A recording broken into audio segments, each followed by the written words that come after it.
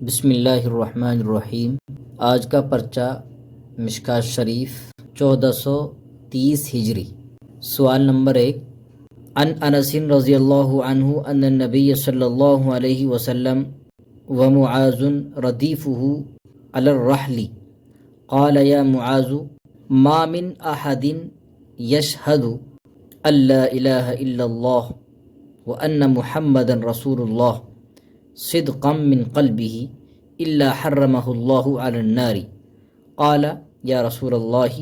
افلا اخبر به الناس فيستبشروا قال اذن يتكلوا فاخبر بها معاذ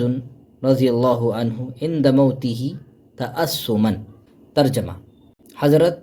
انس رضی اللہ تعالیٰ عنہ سے روایت ہے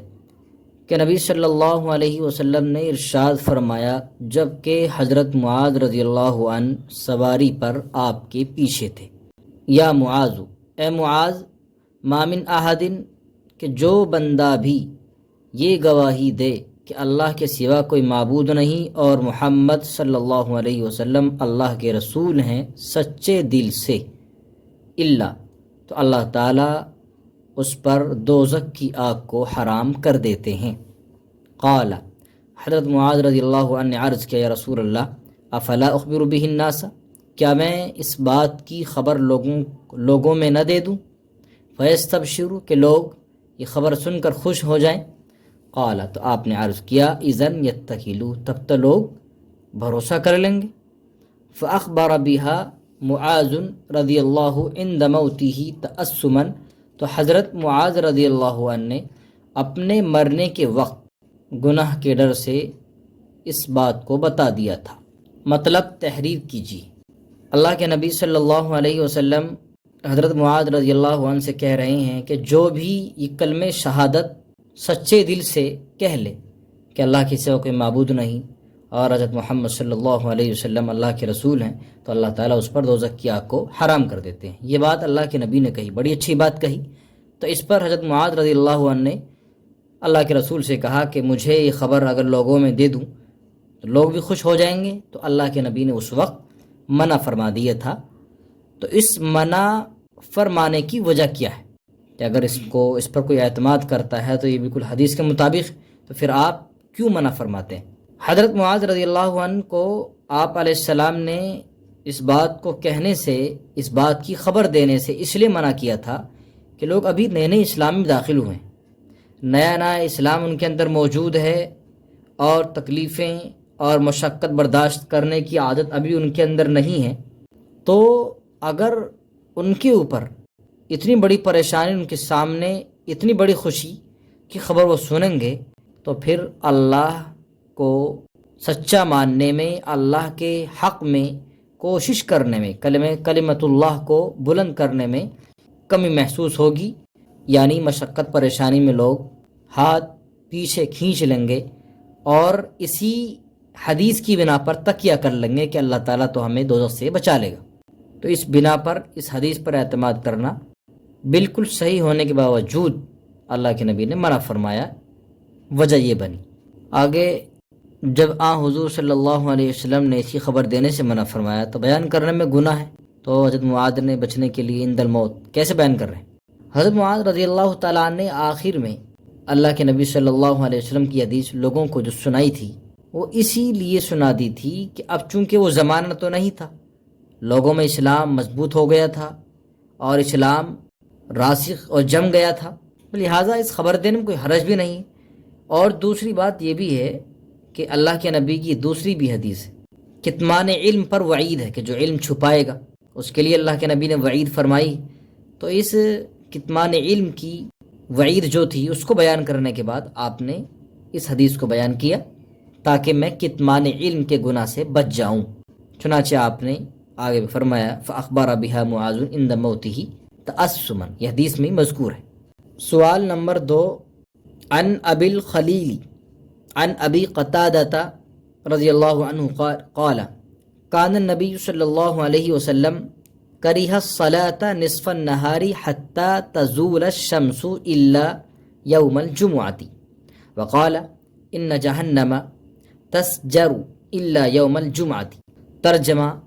حضرت ابو الخلیل حضرت ابو قتادہ رضی اللہ عنہ سے روایت کرتے ہیں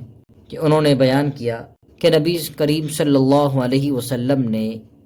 نصف النہار ٹھیک دوپہر میں نماز پڑھنے کو مکروہ کیا۔ ٹھیک دوپہر نماز پڑھنے کو آپ ناپسند کرتے تھے، حتیٰ تزول الشمس، یہاں تک کہ سورج ڈھل جائے، الا یوم الجمعتی، سوائے جمعے کے دن کے۔ اور آپ نے عرض کیا، آپ صلی اللہ علیہ وسلم نے فرمایا کہ ان جہنم تسجر الا یوم الجمعہ، کہ جہنم جمعے کے دن کے علاوہ ہر دن جھونکی جاتی ہے، یعنی دوزخ جمعے کے دن کے علاوہ ہر دن جھونکی جاتی ہے۔ جمعے کے دن نصف النہار میں نماز کا کیا حکم ہے، جس میں اختلاف ائمہ کے مذاہب بیان کریں۔ امام شافعی اور امام احمد رحمہم اللہ، ان حضرات کے نزدیک جمعے کے دن دوپہر کے وقت نفل نماز پڑھنا مکروہ نہیں ہے۔ ان حضرات کی دلیل یہی ہے کہ اللہ کے نبی فرماتے ہیں، اسی حدیث کے اندر آ گئے، ان جہنم تسجر الا یوم الجمعہ، تو جمعے کے دن دوپہر کے وقت نفل نماز پڑھ سکتے ہیں، جس کا استثناء اس حدیث میں کیا گیا ہے۔ یہی حدیث کو یہ حضرات دلیل بناتے ہیں۔ امام ابو حنیفہ، امام مالک اور اسی طرح صاحبین، ان حضرات کے نزدیک جمعے کے دن بھی دوپہر کے وقت نفل نماز پڑھنا مکروہ ہے، تو یہ حضرات منع کرتے ہیں۔ تو ان حضرات کی جو دلیل ہے وہ عقبہ بن عامر کی دلیل ہے کہ آپ نے 3 وقت نماز پڑھنے سے منع فرمایا، اس میں ایک وقت دوپہر کا بھی۔ اور ایک وجہ یہ بھی ہے کہ آپ علیہ السلام سے پوری زندگی میں ایک مرتبہ بھی یہ بات ثابت نہیں ہے کہ آپ نے دوپہر کے وقت جمعے کے دن نماز پڑھی ہو۔ اگر جائز ہوتی تو 1-2 مرتبہ ضرور پڑھتے۔ تو اس عمل سے بھی پتہ چلتا ہے کہ جمعے کے دن بھی نفل نماز پڑھنا مکروہ ہے۔ اور رہی مذکورہ حدیث کا جواب کہ اس میں جو استثناء ہے اور اس کو دلیل بناتے ہیں، تو اس کا جواب کیا ہوگا؟ امام ابو داود رحمۃ اللہ علیہ نے اس حدیث کی سند بیان کی ہے، اور اس میں انہوں نے بیان کیا ہے کہ سند کے اندر انقطاع ہے، یعنی یہ منقطع السند یہ حدیث ہو چکی ہے، یعنی ابو الخلیل اور ابو قتادہ ان حضرات، ان دونوں کے درمیان کا راوی چھوٹ گیا، اور ایسی حدیث منقطع السند کہلاتی ہے، اور حدیث منقطع سے استدلال درست نہیں ہو سکتا۔ سوال نمبر 3، عن مخلد بن خفاف قال ابتعت غلاما فاستغللته ثم ظهرت منه على عيب فخاصمته فيه إلى عمر بن عبد العزيز فقضى لي برده وقضى علي برد غلته فأتيت عروة فأخبرته فقال أروح إليه العشية فأخبره إن عائشة أخبرتني أن رسول الله صلی اللہ علیہ وسلم فقال اروح الیہ العشیۃ فاخبرہ ان عائشۃ رضی اللہ عنہا اخبرتنی ان رسول اللہ صلی اللہ علیہ وسلم قضا فی مثل ھذا ان الخراج بالضمان۔ ترجمہ، حضرت مخلد بن خفاف رحمہ اللہ کہتے ہیں کہ میں نے ایک غلام خریدا، فاستغللتہ، میں جس کی کمائی لیتا تھا، اس کی کمائی میں کرتا رہا، ثم ظہرت منہ علی عیب، پھر مجھے اس کے کسی عیب کا پتہ چلا، کسی عیب کا علم ہوا،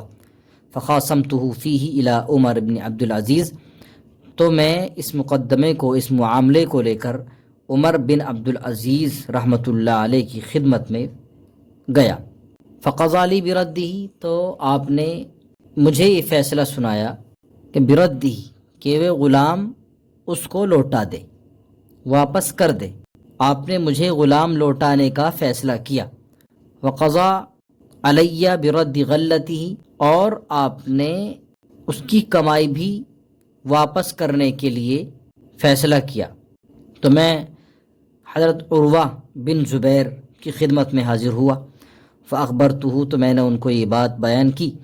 فقال، تو انہوں نے کہا، اروح الیہ العشیۃ، کہ میں ان کے پاس شام کو جاؤں گا، اور فاخبرہ یا فاخبرہ، میں ان کو بتاؤں گا کہ حضرت عائشہ رضی اللہ عنہا نے مجھے یہ بتایا ہے کہ رسول اللہ صلی اللہ علیہ وسلم نے ان جیسے معاملے میں یا اس قسم کے معاملے میں یہ فیصلہ کیا ہے کہ خراج بالضمان ہے، یعنی یہ فائدہ اٹھانا ضمان کے ساتھ ہے۔ مطلب تحریر کرتے ہوئے بتائیں کہ کیا مبی کی واپسی کے وقت اس سے حاصل کردہ فوائد کو بھی واپس کرنا ہوگا؟ مطلب تو یہی ہے کہ حدیث میں ایک واقعہ بیان کیا گیا کہ مخلد بن خفاف ایک غلام خرید کر لائے تھے، اور جو غلام کی جو آمدنی ہوتی تھی غلام کماتا تھا، اس کی آمدنی بھی وہ خود حاصل کرتے رہے۔ کچھ دنوں کے بعد یہ کام چلتا رہا تو انہیں اس کے اندر کوئی عیب ظاہر ہوا، جس کی وجہ سے وہ غلام کو واپس کرنے کے لیے وہ عیب اس غلام کو واپس کرنے کا سبب بن گیا۔ تو اب مخلد اس بات کو لے کر بادشاہ وقت عمر بن عبدالعزیز رحمۃ اللہ علیہ کی خدمت میں حاضر ہوئے اور انہوں نے اس بارے میں انہیں بتایا۔ تو چنانچہ حضرت عمر بن عبدالعزیز رحمۃ اللہ علیہ نے یہ ان کی باتیں سن کر یہ فیصلہ کیا کہ غلام بھی واپس کر دو، اور جو اس غلام سے جو انہوں نے کمائی حاصل کی ہے وہ بھی واپس کرو۔ اب یہ فیصلہ اس فیصلے کو لے کر وہ حضرت عروہ رحمہ اللہ کے پاس گئے، اور یہ بات انہوں نے جا کر کے ان سے بتائی اور واقعہ سنایا کہ ایسے ایسے معاملہ ہے۔ تو عروہ کو یہ فیصلہ پسند نہیں آیا، تو انہوں نے کہا کہ بھی دیکھیے میں شام کے وقت میں عمر بن عبدالعزیز رحمۃ اللہ علیہ کے پاس جاؤں گا اور انہیں جا کر کے حضرت عائشہ رضی اللہ عنہا کی ایک حدیث سناؤں گا جو انہوں نے مجھے بتائی ہے اللہ کے نبی کی طرف سے کہ الخراج بالزمان، یعنی ان کا فیصلہ یہ تھا کہ غلام تو واپس ہوگا لیکن اس کی کمائی واپس نہیں ہوگی، اس لیے وہ یہ بات بیان کر رہے تھے۔ کہہ رہے ہیں مبی کی واپسی کے وقت اس سے حاصل کردہ فوائد کو بھی واپس کرنا ہوگا یا اس میں کوئی تفصیل ہے؟ جی، حدیث پاک کے اس جملے کا مطلب الخراج بالزمان جو ہے وہ یہی ہے کہ جس طرح غلام خریدنے والے کے پاس اگر وہ مر جاتا، یعنی اس میں کوئی کمی پیدا ہوتی، تو ظاہر ہے کہ اس خریدار کو ہی نقصان ہوتا، بیچنے والے کا کچھ نہیں جاتا۔ تو اسی طرح غلام سے کوئی فائدہ اگر حاصل ہوگا تو اس کا حقدار بھی تو خریدار ہی ہوگا، بیچنے والے کا اس پر کوئی حق نہیں ہوگا۔ اچھا، مبی واپس کرنے کے بعد اس سے حاصل کردہ فائدوں کو بھی واپس کرنا ہوگا یا نہیں؟ تو اس میں تھوڑی سی تفصیل ہے۔ ایک اصول ہے کہ مبی واپس کرنے کے وقت اس سے حاصل کردہ جو فائدے ہیں تو اس میں یہ دیکھنا چاہیے کہ مبی مشتری کے قبضے میں جو ہے وہ کس حیثیت سے ہے، حیثیت اس کے قبضے مقبوض ہے یا بالفرض ہے۔ اگر اس حیثیت سے ہے کہ وہ اس کے مکمل قبضے میں ہے، سارا اختیار مشتری کو ہی ہے، تو اب اگر وہ چیز مشتری کے پاس ہلاک ہو جائے گی تو نقصان بھی کس کا ہوگا؟ مبی کا، مشتری کا ہوگا۔ لیکن اگر مبی بالفرض ہے تو اس کے اندر مشتری کے پاس اگر وہ ہلاک ہوگی مبی تو نقصان اس میں بائع کا ہوگا۔ تو ایسی صورت میں اگر مبی بالفرض ہے تو اس صورت میں تو فائدہ بھی حاصل کیا ہوا واپس کرنا ہوگا اور مبی کو واپس کرنا ہوگا۔ لیکن اگر مبی مشتری کی ملکیت میں بالکل مکمل قبضے میں ہے اور فرضاً نہیں ہے تو اب مشتری کی ملکیت میں آنے کے بعد جو اس سے فائدے حاصل کیے ہیں وہ مشتری کے حق میں ہوں گے، ان کو واپس کرنے کی ضرورت نہیں ہے۔ خلاصہ یہی ہے کہ اگر مبی بالفرض ہے تو اس کے اندر نقصان چونکہ بائع کا ہوگا تو اس لیے فائدہ بھی بائع کا ہوگا، تو اس فائدے کو بھی بائع کو دینا ہوگا۔ اگر مبی مکمل قبضے میں ہے تو چونکہ اس کا نقصان مشتری کو ہوگا تو لہٰذا اس کا فائدہ بھی مشتری کو ہوگا، تو فائدے واپس کرنے نہیں ہوں گے، صرف مبی واپس ہو سکتی ہے۔ واللہ عالم۔ سوال نمبر 4، عن عائشہ رضی اللہ عنہا قالت۔ اس سوال کا جواب مکمل 1434 ہجری کے سوال نمبر 3 میں گزر چکا ہے۔ عبارت بھی یہی ہے اور اجزاء بھی یہی ہیں اور مکمل بالتفصیل اس کو بیان کر دیا گیا ہے، لہٰذا وہاں جا کر کے دیکھ لیا جائے۔ سوال نمبر 5، عن انس رضی اللہ عنہ ان رسول اللہ صلی اللہ علیہ وسلم كان اذا صافح الرجل لم ينزع يده من يده حتى يكون هو الذي ينزع يده ولا يصرف وجهه عن وجهه حتى يكون هو الذي يصرف وجهه عن وجهه ولم يرى مقدما ركبتيه بين يدي جليس له۔ ترجمہ: حضرت انس رضی اللہ عنہ سے روایت ہے کہ رسول اللہ صلی اللہ علیہ وسلم جب کسی شخص سے مصافحہ کرتے تو آپ اپنا ہاتھ اس کے ہاتھ سے علیحدہ نہ کرتے یہاں تک کہ وہی شخص اپنا ہاتھ علیحدہ نہ کر لیتا، ولا یصرف وجہہ، اور نہ آپ اپنا چہرہ اس کے چہرے سے پھیرتے یہاں تک کہ وہی شخص اپنا چہرہ آپ کے چہرے سے نہ پھیر لیتا۔ ولم یرا، اور نہ ہی آپ کو اس حال میں دیکھا گیا کہ مقدم رکبتیہ بین یدی جلیس، کہ آپ اپنے گھٹنے اپنے پاس بیٹھنے والوں کے آگے کر کے بیٹھے ہوں، مطلب تحریر کریں۔ اس حدیث شریف کے اندر اللہ کے نبی صلی اللہ علیہ وسلم کے کچھ اوصاف حسنہ کو بیان کیا گیا، یعنی آپ سے کوئی ملاقات کرتا اور مصافحہ کرتا تو آپ اپنا ہاتھ خود نہیں کھینچتے تھے جب تک کہ خود وہ شخص نہ کھینچ لیتا۔ اسی طرح کوئی آپ کے روبرو ہوتا تو آپ کی تواضع اور انکساری یہ تھی کہ آپ خود اپنا چہرہ اس سے نہ پھیرتے تھے جب تک کہ وہ خود اپنی بات مکمل کر کے چہرہ نہیں پھیر لیتا۔ یعنی یہ اوصاف آپ کے اخلاق حسنہ پر دلالت کرتے ہیں اور ایک عاجزی تواضع پر دلالت کرتے ہیں۔ اور آپ کے نزدیک یہ بات بھی دیکھی گئی ہے کہ کبھی بھی آپ نے مجلس کے آداب کے خلاف کوئی کام نہیں کیا، کوئی ایسا اپنے آپ کو نمایاں نہیں دکھایا، ظاہر کرنے کے لیے، بڑائی ظاہر کرنے کے لیے کوئی آپ نے مجلس میں اپنے برابر بیٹھے ہوئے شخص سے کبھی ایسے ہی ہوا ہی نہیں کہ آپ آگے ہو کر کے بیٹھے ہو، بلکہ سب کے ساتھ جیسی مجلس میں سب بیٹھتے ہیں ویسے ہی آپ بیٹھتے تھے۔ تو یہ بھی آپ کی ایک عاجزی اور تواضع پر یہ عادت دلالت کرتی ہے۔ رکبتین سے کیا مراد ہے واضح کریں۔ رکبتین، اس کے کچھ مطلب بیان کیے گئے ہیں کہ اس سے مراد دونوں پیر ہیں، اور تقدم جو ہے مقدماً اس سے مطلب یعنی ان کے آگے بڑھانا۔ تو مراد مطلب یہ ہو جائے گا کہ آپ مجلس کا ادب ملحوظ رکھتے ہوئے